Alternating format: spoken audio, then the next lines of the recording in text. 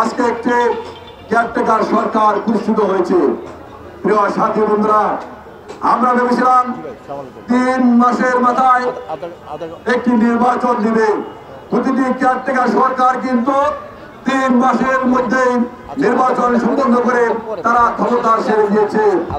আজকে প্রায় 10 মাস হয়ে গেল, এই সরকার কিন্তু নির্বাচনের দিকে যাচ্ছে না, তাদের ক্ষমতার লোভ হয়ে গিয়েছে। আমরা বলতে চাই, ক্ষমতার লোভ কিন্তু ভালো নয়। আমরা শহীদ জিয়ার সৈনিক, আমরা এর সাথে বুদ্ধে রাজনীতি করেছি, আন্দোলন সংগ্রাম করেছে, ফ্যাসিস্ট হাসিনার মধ্যে আন্দোলন সংগ্রাম করেছে। আমরা কিন্তু ভয় পাই না, কিভাবে আন্দোলন সংগ্রাম করতে হয় আমরা জানি।